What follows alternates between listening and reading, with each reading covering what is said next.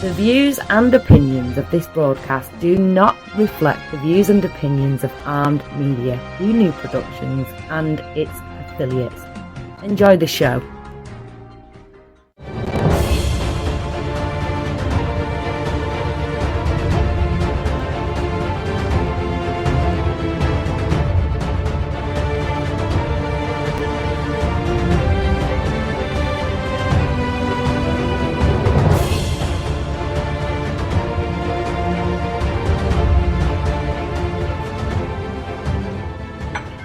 What's up? Welcome to Talk Live Paranormal. I am your host for tonight, Mr. Bill, and along with me is... Jake. Where's he at? Jake. We normally have Shannon with us tonight, but Shannon's having a little bit of a youngin' issue. Her daughter's not doing well tonight again. So we're sending our best wishes out to Shannon. We hope everything goes well out there tonight with her. Mr. Jake, what's happening, Captain? Not a whole lot.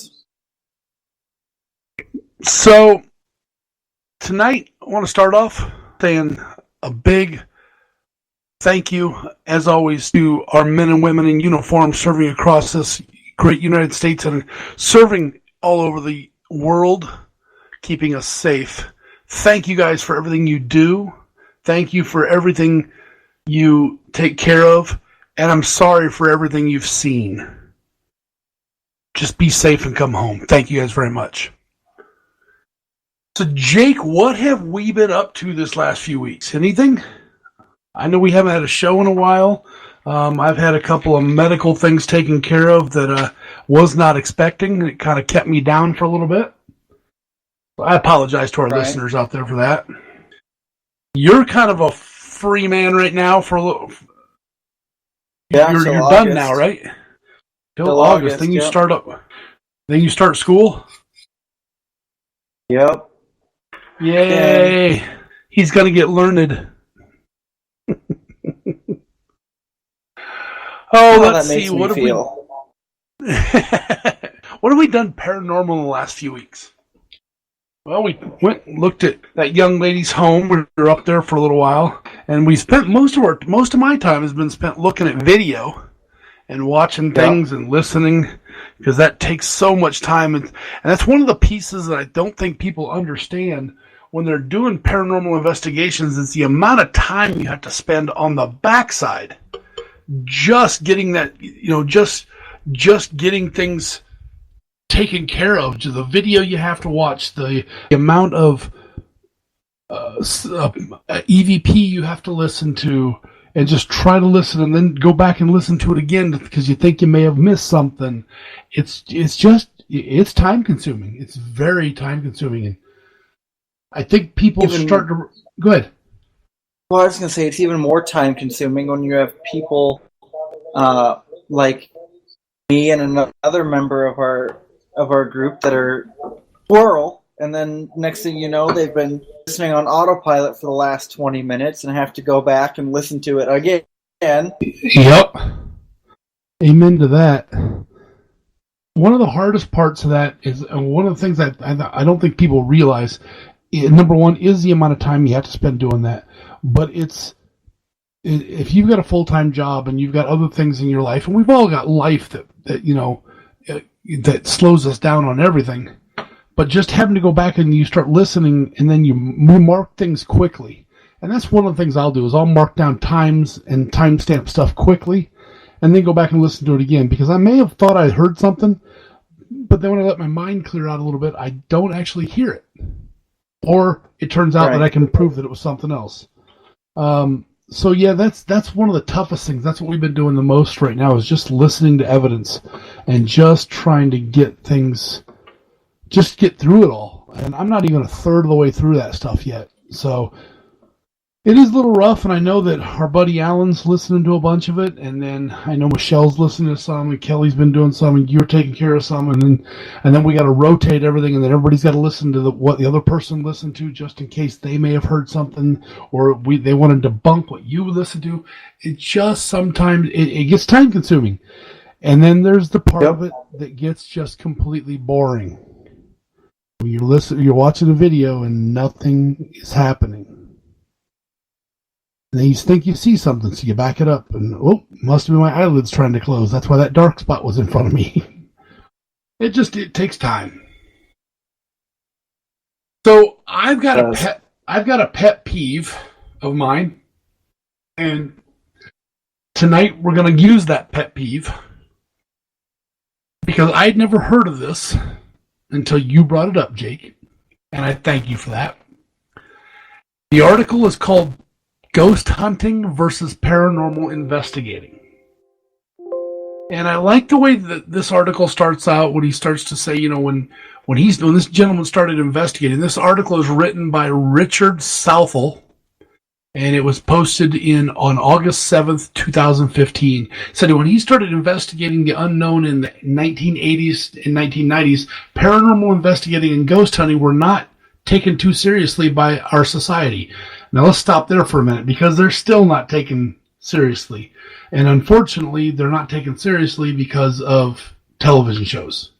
And he kind of brings that point up, even though, and we can talk about this more when we get to that point, but even though people have their own opinions about those shows, the important thing is it has kind of brought paranormal to the forefront of a lot of people's minds. You're right. It's brought it up. The problem is and that's not really a problem. It does bring it up to the forefront of of people's minds, but then people start watching the stuff, and then everybody starts going, or when they hear of somebody being proven as a fake, and they've been on television shows for years, or had made millions off it, and now they're a fake, and their reputation is shot, and it just goes back and makes us all look bad. Then people don't want to talk to us, and then they don't want to hear about this, and they're like, yeah, you're just a bunch of fakes like on TV. And I hate it when people do that. And there's one part in here, he said in 2005, a Gallup poll, or approximately 32% of the general population believe in ghosts. And natural polls in different countries have yielded similar results. So it's not bad. 32% of the population believe in ghosts. But there's more than just ghosts. There's a difference between ghosts and paranormal, because there is a major difference between that. Paranormal, pretty much the definition of paranormal is things that aren't normal. So that would be like me, I guess. Does that make me paranormal? Only if you want to be, Bill. So what is a paranormal investigation? Let's just jump right over it. It implies, as the name implies, paranormal investigation is simply an investigation or study of events that mainstream culture would define as paranormal. The vast majority of paranormal investigation does not actually take place in a haunted location. I mean, you've got Bigfoot, you've got UFOs, you've got the Chupacabra, you've got, I don't know, downtown Loch Chicago. Ness Monster. Yeah, downtown Chicago. Do I have two parents? I don't know. Maybe that doesn't exist. And now, we talked about the Loch Ness Monster the other night. They're thinking they found a smaller one, so did Nessie have a baby? That's what I want to know. So, paranormal investigating. To me, that term there, to me, actually kind of means that there's a lot of research involved. There's a lot of, finding out history, important dates, events, and facts, and even rumors about a location or an event that you want to start investigating. Most people won't do that part. They just want to jump in and go like a bat out of hell. And that's when, you have those people like in 2013 down in Louisiana when a group went on a quote-unquote ghost hunt under the influence of drugs and alcohol and caught the antebellum mansion on fire and burned it to the ground. Now, none of us get to do that building because it's gone. They didn't do their research. They obviously didn't listen to our Paranormal 101. That's what they should have done. They would have never have done that. Of course, that was, 6 years ago. They're probably not listening to us. So if you've gathered your information, done your research, this guy is like dead on, and we've talked about this several times. Go visit and the location. Look around it in the daylight. Go look. Just get your bearings about you in the building, and just really try to get a familiarity of it.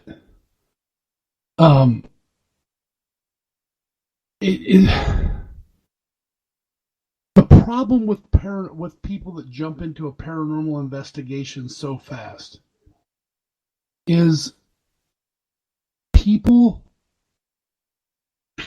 nowadays rely so heavily on technology that they're missing out on what's around them all the time. And I'm saying this as people, as in me. I've done that. I think we all have at one point. We put the cart before the horse, and we miss out that the horse is great. What was that analogy he used in here?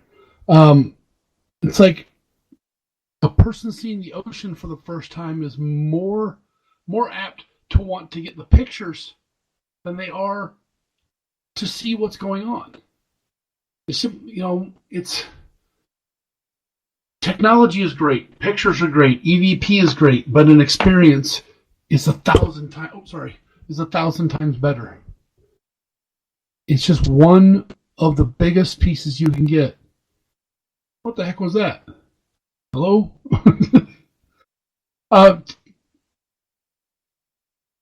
There are different ways of using your equipment that really work. But there's more to an investigation than just simply relying on technology. You can use it it's used to support the hypothesis as to whether or not you collected any haunting at a location. It's just one piece of a larger puzzle. And if you can't take a step back and look at all the puzzle pieces, you're going to miss information. Slowing down is the first one, I think. How many times and we've done it, how many times do we go, hey, we're going to go directly to this spot because we've heard that's where it was at? Well, what do we miss? What are we missing when we first take off and go there? What are we missing out on? Everything else that could be going on. First and foremost. Yeah, and that's the part that sucks. Yes, so we're missing out. We're missing out. And then we come back and go, well, that place that they told us to go to had nothing. Well, listen to your surroundings. What if your spirits are telling you to slow down because we're already here? Now, that's the paranormal piece of it. But what is ghost hunting? What do you call ghost hunting? I would say ghost hunting tends to be more of the wanting to find proof or evidence that spirits exist. And I know sometimes that might be contradictory to people's ideas of what paranormal investigation really is. But if you think about the difference from a scientific point of view, an investigation is essentially another word for an experiment. Okay, what are you trying to seek answers to? So when you think about paranormal investigation, a paranormal investigation is going to have certain things that you do to try and get to the bottom of what's really occurring. And so what I equate that to is paranormal investigation is essentially what besides spirits could be going on, or what else is there. whereas ghost hunting is finding the ghosts, whether they're there or not. So there is a little bit of a difference between the two, because if you're looking at paranormal investigation from the perspective of what else could it be, you are looking for a natural explanation to something. Yep. With ghost hunting, you're not. Well, another way to look at it also is the difference between a paranormal investigation and ghost hunting is that ghost hunting is often considered to be more like a social event than a paranormal. Right. Businesses come up throughout the country and around the world offering quote unquote ghost hunts, especially around Halloween. And ghost hunts are often accompanied with some form of publicity or fanfare, while paranormal investigations are usually more low key and they really only have a few people that are involved in them. So ghost hunting is an event. It's something that people sometimes pay to do, and they do it in large numbers of people. When you're right, when we do our paranormal investigations, like for a home or something, there's usually only 5 of us at the most. If there's more than that, we're breaking them apart and we're doing it in different levels. So just letting certain people do it at certain times. Right. My question to you is one better than the other? Is ghost hunting better? It depends on what your ultimate goal is. If your goal is to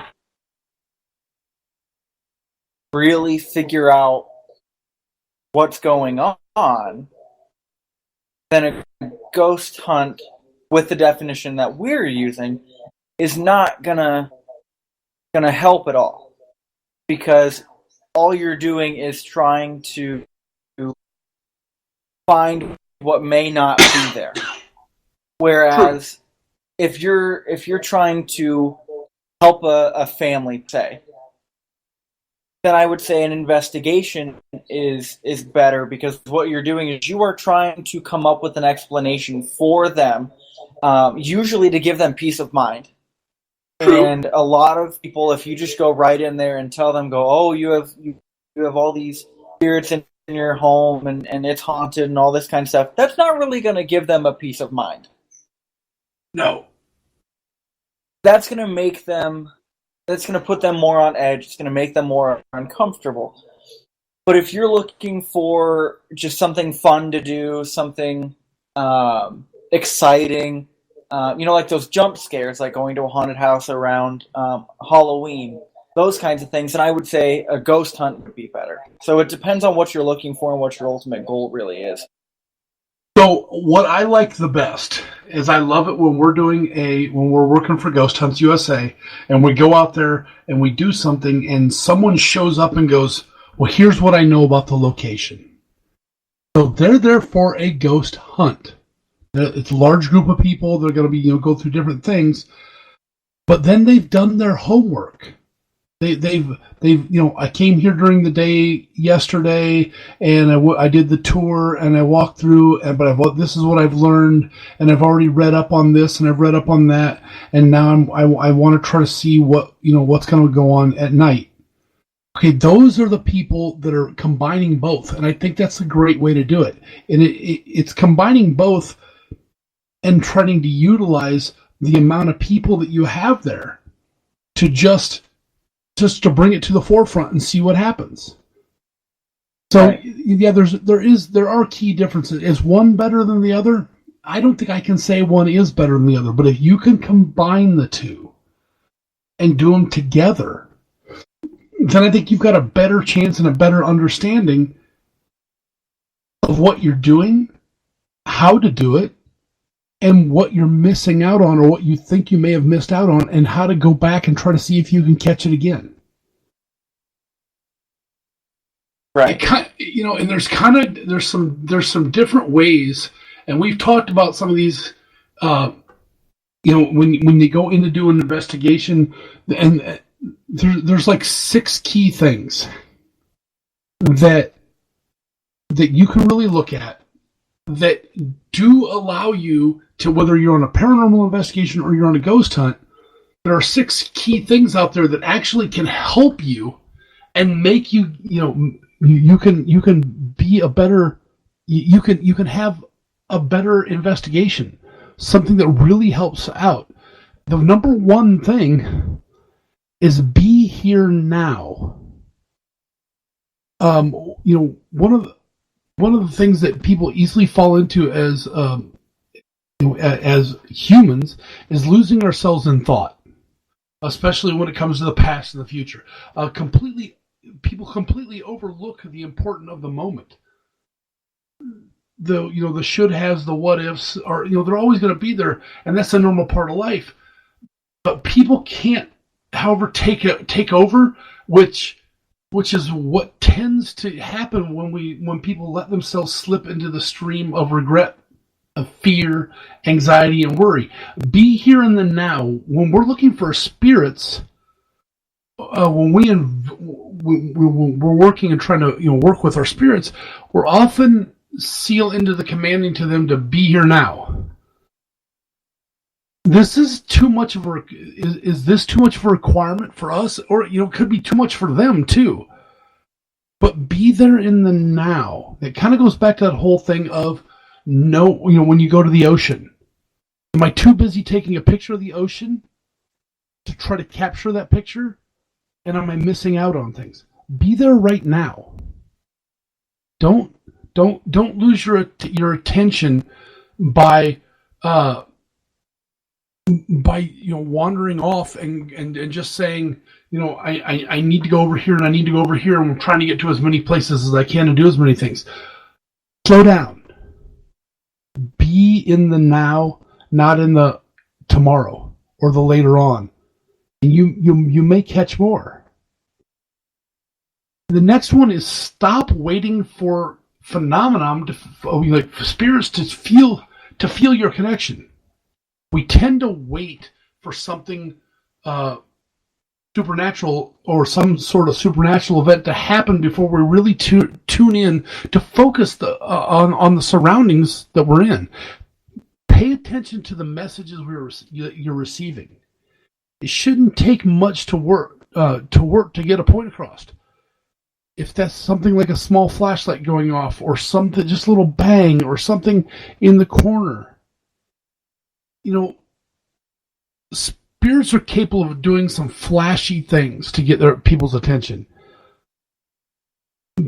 But those are usually few and far between. They don't happen all the time. So if you're waiting on them to mysteriously enter, in front of you and start something and make it go boo, you're gonna miss out. If you're struggling to get clear messages from spirits, try working with a tool such as, I don't like this, but a talking spirit or a spirit board. Some people want to jump right into the whole thing of a Ouija board, but there's other types of boards that can be used. Sometimes just laying objects down, different styles of objects, maybe a toy, or lay a pencil or a ruler and something down that may pertain to that building or that area or where you're at. And you might get things to come across because you're giving them something that they can try to manipulate, that they know what it is. We've talked about this several times. We go into a lot of locations where we use high-tech stuff. SLS cameras, infrared cameras, thermal guns, EVP sensors, digital recorders, digital cameras. If you're really trying to capture something, a lot of times, my question has always been, does the equipment, for lack of a better term, scare off the spirits? Does that cause an issue with the spirits? I think so. Yes. I've seen it before. I think where you were, because you weren't with us. Michelle and I Kelly might have been there, and Drew may have been there.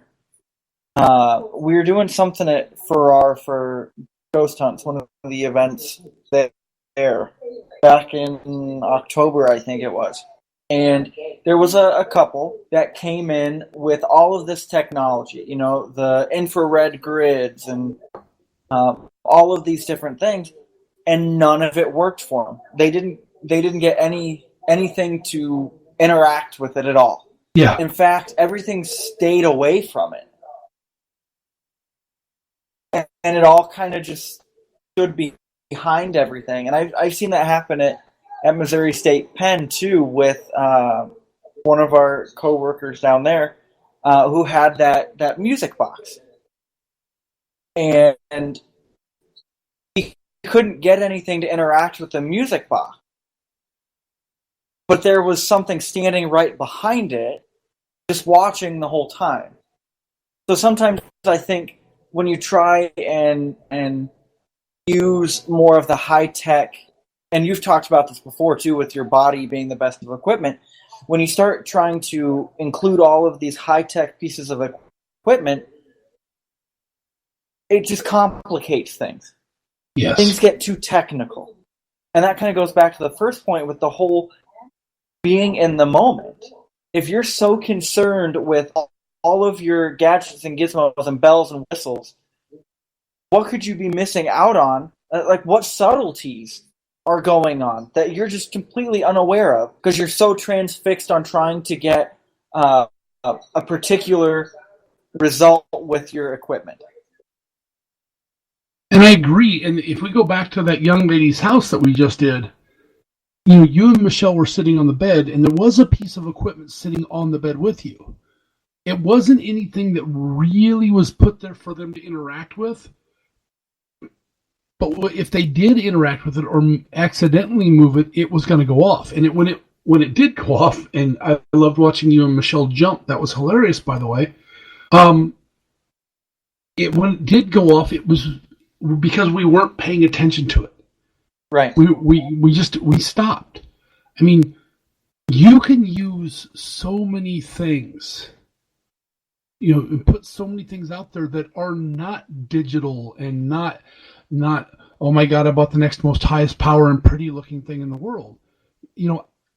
Amulets, talismans, dial plates, your runes that you have, tarot cards. They all can come into play in this, and there's nothing digital about any one of them.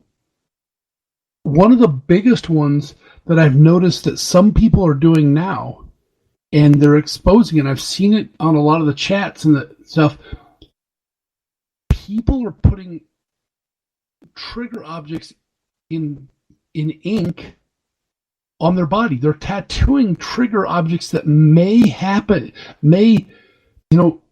cause a reaction. Me walking in all tattooed up into a prison isn't going to probably seem that much different from what people that were already there, that we're trying to go for. But if I come in tattooed with one of the symbols that they used to use, that they may have used as part of their religion for the people that were there, I might get something to come across with me or try to interact with me. And you have done that to a point. I wouldn't go so far as to say it was necessarily involved with their religious or spiritual practice, but when we were there in March, you actually pointed these out to me. You took me to the place where you had seen these because on your the inside of your forearm, you have a few runic symbols. Yep. And before I had been there, I just asked you, why those particular symbols, and you kind of gave me the story that they were somewhere in the prison and felt a connection with them, and you looked up the meanings and you thought they were pretty cool with their meanings and all that kind of stuff, and it was something you wanted to bring with you, so you got it tattooed on the inside of your wrist. And then we went in there, and those were the symbols that were not just drawn on the cell, they were carved into the walls of the cell. So those had some sort of significance to someone that spent a great deal of time in that space. So in a way, I think you have done that. Just not necessarily going so far as to include religious symbols per se.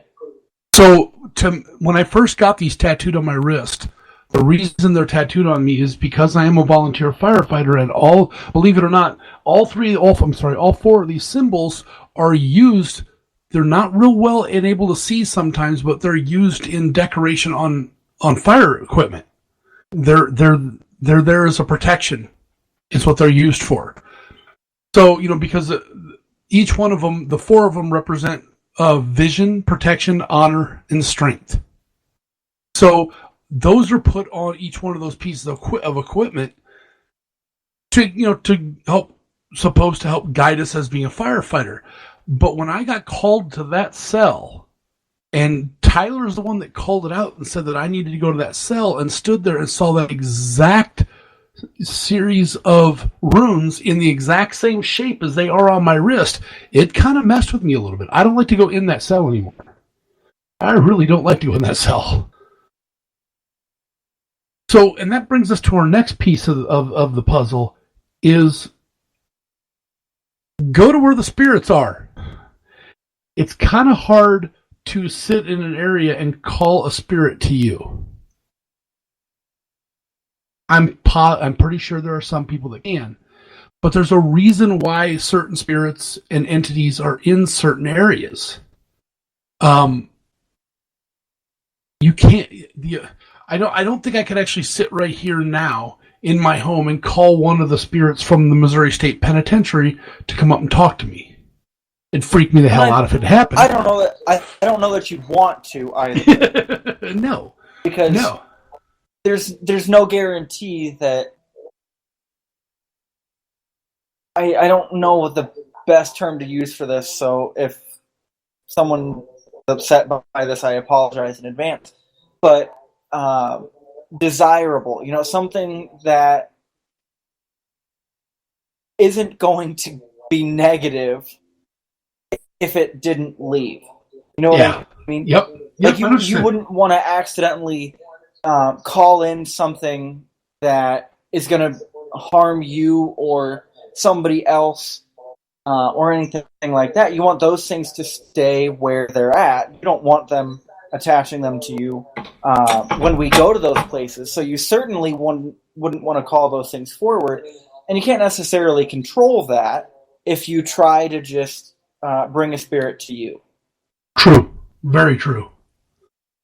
Very, very true. And I've always said it, and we've always talked about it. One of the biggest things we don't want to do is possibly investigate our own home, or try to use a piece, try to do something in our own home. There's different things that people, I do meditate here at my home.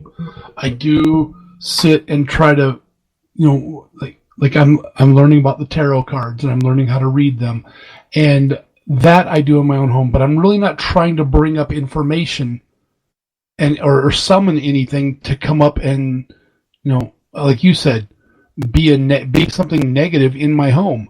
And that's one thing you probably don't ever want to do, is don't do your own home, because you never know what you're going to open up.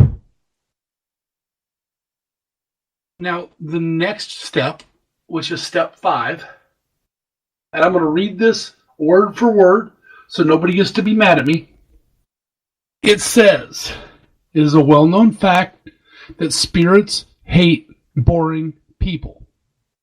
Now, don't blame me, I'm just the messenger. In all seriousness, though, it is very essential that spirits find you interesting. If you don't find yourself interesting, they won't find yourself interesting. If you go in there and just sit and don't try anything, then I have this feeling that spirits get bored too. I've been trying to talk to you, and you ain't listening. So I'm going to go mess with Jake. So see you later, because he's kind of a cool guy. They do like to mess with you. They like to call me out for whatever reason. That's because I pay him to do it. I'm not even going to go there. One of the best ways to increase the consistency of your spiritual encounter is to do something special. especially if you feel inspired to do it. When we have a lot of passion, the spirit world goes wild, and it's like moths to a light bulb. New allies in the spirit world can actually present themselves. You may have a spirit guide that's been there and is waiting their turn to bring you into something new, but you're not doing things. But when you really, when you show the passion in it and you do it, like you and Michelle, when you guys start getting going, and you can just tell that it's, you're getting very involved, it seems like to grow more and more and more. And if you don't have a sense of passion for doing a paranormal investigation, quite honestly, I don't think you're going to really catch anything. I mean, how many of those, like we've talked about this before, how many of those guys go, I'm just here because my wife told me I had to come. And then later on, the wives are sitting down because they're so damn tired because it's 3 o'clock in the morning, but the guys are going strong, and now they've got this, we're going to go on again because we saw this and we heard this, and here we go again. And they keep catching things, and they keep seeing things, and they keep taking pictures, and they keep catching EVPs, and it's more and more. And some people are just sitting around doing nothing. They're like, why are those guys, running around catching things? It's because they're putting off an energy and a vibe and a passion for it, and now they're being involved more and more, deeper and deeper, and they're stirring up energy, and they're bringing their energies out, and they're allowing their energies to combine with each other and combine with. I mean, we're surrounded by spirits all the time and entities all the time. They're everywhere. I don't believe that when you die, you're done. I think it was one of our last shows we talked about when a person dies, if a person is energy and the earth is energy, does our energy just dissipate and merge with the energies around us? Or does it stay in its somewhat of a form and keep moving around?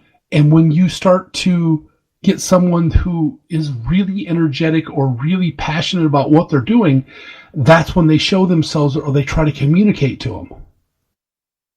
I mean, kind of at the end of the day, when we stir up energy in our lives that would otherwise become stagnant, and keep ourselves from being sedentary in our mind, our body, and our spirit is an excellent way to ensure stuff's going to happen.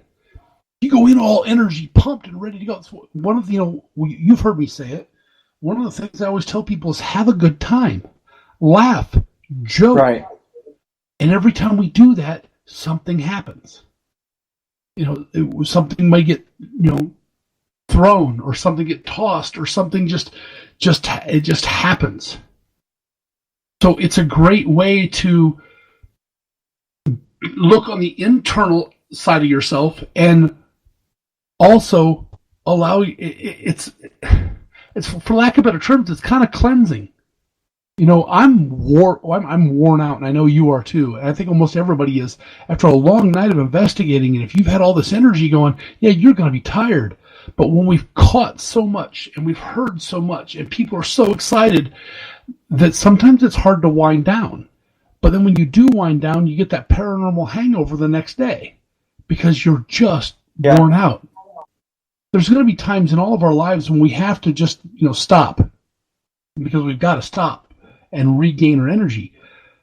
But if you're going through an investigation and you just decide, okay, we're at this point here, I'm going to stop and just sit here for a while and do nothing, but you haven't built up any energy around you in order to allow that energy, or for someone to recognize, or the spirit to recognize going, you know what?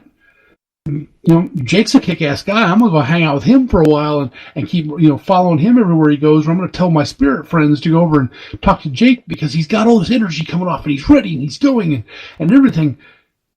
If you don't do that, put that energy out there, you are not going to catch a thing. And to go back to, because you mentioned it a few times before on the show, with when we have skeptics come in, or those people that say, I'm only here because my girlfriend wanted me to be here, or my wife wanted someone to go with, or my friend didn't want to go by themselves, or something like that. One of my favorite stories that happened, and it's my favorite because I was directly involved. It was an MSP that first night that it reopened back in March. Okay. So you, Michelle, and Kelly were off doing kind of your own thing that night. And it was during free roam. There was a guy who was there with his ex-wife. For that reason, she didn't. Nobody else that she had asked really wanted to go with her. And he was off doing something. And he was kind of just free wandering, because I was originally just with a few ladies that wanted to go down to Psych Death Row. Okay. And so we were down there on that back part. And it kind of scared me at first, because I didn't know the guy was down there, and I just turned around and there he was peeking in the doorway. So he scared me a little bit, but we had the Phasma box, and we stuck him in one of the cells. And he was a skeptic, and he said something about a water bottle being in the cell. So, one of the guests had left it in there. And we were talking about how the prisoners would get in trouble if there were things like that in their cell when it wasn't supposed to be there. And so we had just asked, we were like, do you, is it okay that the water bottle was in there? And, it was saying no. And we were like, well, do you want us to take the water bottle out? And the Phasma box said yes. And the guy that was in the cell was far enough away that he couldn't hear it quite clearly. And so we just wanted to double check. He goes, did that thing just say yes? And I said, yes, it did. And he goes, all right, I'm out. Threw his hands up in the air and walked down the hall. Left the water bottle in the cell, of course. Of course. And then I felt kind of bad because he got freaked out and got lost in that building. But he went in there as a skeptic, but he was also, like you said, one of those people that when everyone else starts to kind of wind down and is just sitting around, he was out wandering and just kind of joining in with people he came across. And that was the reason why he was able to have the experience that he got. I agree. He was putting off a level of energy that probably needed to be put off, number one, because he had that first experience, and now his curiosity was piqued. So he was, probably a little bit more excited about it, and it kind of brought it out in him. And that pretty much segues into number 6 here, which is the last one, is recognize your existing connections. He didn't know he had connections or was going to be able to make that connection. But when he did, it got him going. Now he wanted more. How do I want to say this? It's, the way I think he probably looked at it is, spirits aren't something that we just want to find later in life. He wanted to find it then and now. We've had spirits around since we're born, like I said earlier, but we often approach every time that we go to one of these things, like the work of building bridges with spirits or the spirit world as a new task, something we've never done before. And when the reality that we have always been building these bridges hits, and the understanding that you're guided by the spirit world, it means that understanding this is always and always will be the case, that when you reach back through your memories and you identify those allies who have been with you since the beginning, and then you go and you have an experience like that guy did, something may have happened to him in the past. Something may have happened where he, and we always talk about it where we block it out. Okay, I was younger. Something happened then. It's nothing big, no big deal now. I'm just gonna, kind of let this sit, and that's all it's gonna be. And it was nothing. But when you go to and that happens to you again, people's memories come back and they start recognizing those connections that they have. Or when we go to do a home, there's connections there around us all the time. That young lady that we just did, you know damn well she's got a whole lot of them around her right now because of her age and because of the way, she's alone. And I believe there's things around her that were trying to just make sure that she was okay on a day-to-day basis and make sure that everything was going good. But some of the triggers, and someone asked me, is there a trigger that you can use to find that emotional piece or find that feeling that you had, a while ago, to try to see if you can bring that emotion up and build your emotion up in yourself. We've all had big moments in our life. Graduations, weddings, the birth of a child is a big one. But there's also, and them are all good, but there's also some other things. We had some ladies down there in Missouri State Penn that were wanted to do this because they had just lost a friend, and they weren't trying to connect with that friend, but they lost a loved one. And they just decided, you know what? He always wanted to do this, so we're going to do this for him, and we're going to go on this ghost hunt no matter what it costs, whatever. That's when the weirdest thing happened, because we had trigger objects laid out. One of them was something of his, and it was the only one laying on the floor that was his, and there was like 10 or 15 other things. We had other people lay things down there. And the one lady just kind of said, whoever's here with us, we lost a friend, and we're just trying to find out if he's okay. And that one object that was his moved on the floor. And it was a very large connection for those ladies. It kind of validated some stuff to them of going, okay, if he's not the one here, and when I started picking up trigger objects from people, I didn't ask them what it was or whose it was. I just grabbed the objects and say, I'm going to grab some trigger objects from each one of you guys. Can I use this, and this, and this? And everybody's cool enough to give it to us. Well, then when it just went straight for that one, that allowed the memory of him to come back so strong in them that in that large group, you could feel everyone around them having that. Obviously we just had a paranormal experience happen, but the emotion that they had lost their friend, and that quite possibly that in some way or another, their friend or something close to that friend was coming through now.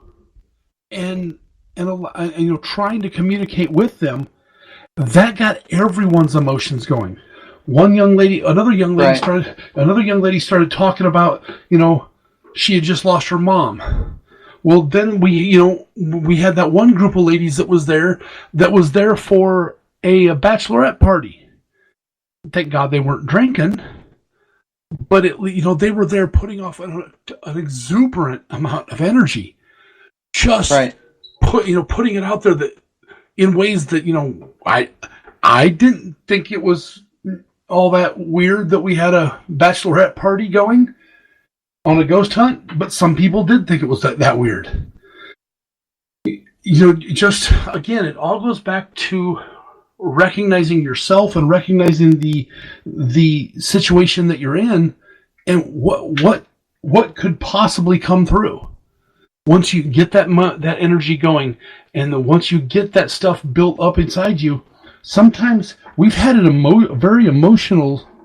Sometimes where you get grown men that break down and start crying. That the emotion is just so strong for them that they're not sure what to do, and that's the only way they can cope with it is just they break down, and that's a hard thing for people to realize that. If you're going back to number 5, is if you're being boring and you're just sitting there, you've got to let your emotions out sometimes doing that. I know that sometimes I've had times where we've done investigations where for some reason I feel like I want to get very angry all the time. Something was just trying to make me angry, and then when I let it out, and then I leave the building, everybody starts talking about how, oh my God, once you left, it got all stirred up, and then we felt this, and we heard banging, and stuff. But, it's just letting yourself go sometimes is the best way to allow that energy to come out. Positive energy is the best. And Right. what I would suggest is, positive energy. But when you're in those moments and we're surrounded by spirits and, spirit allies, because sometimes we are surrounded by spirit allies, people don't perceive that in the moment. In meditation, you go back to those times and relive them as memories of like an outsider. Sometimes we've had people call us and go, we tried the meditation thing, like, you had suggested afterwards to try to, do some stuff. And then we realized something happened there that we didn't catch until we started meditating after we left. So it works. Just be there. Be where you're at. Be in the now. Don't be boring. Try to understand that technology is great, but, it's not always the best thing. We're our own best piece of equipment sometimes. Again, that's why I love watching you and Michelle work, because I learn so much. Every time I go out and I work with you guys, I learn a little bit more about different things. Excuse me. I learn a little bit more about what not to do and when to, maybe when do we push the envelope and when is it time to, and this is the hardest time for some people to realize, when is the best time to back away and stop? Right. Are you pushing too far? Are you pushing too hard? And for those who are listening, yes, you can push yourself too far and too hard, where you're looking at things going, oh, I'm going to keep going. But then you start doing things to your own personal being where you hurt yourself. You start to put yourself into situations where, like, I'm big and I'm tough and I'm strong, but you know what? I can take this and I can do this. Well, is that true?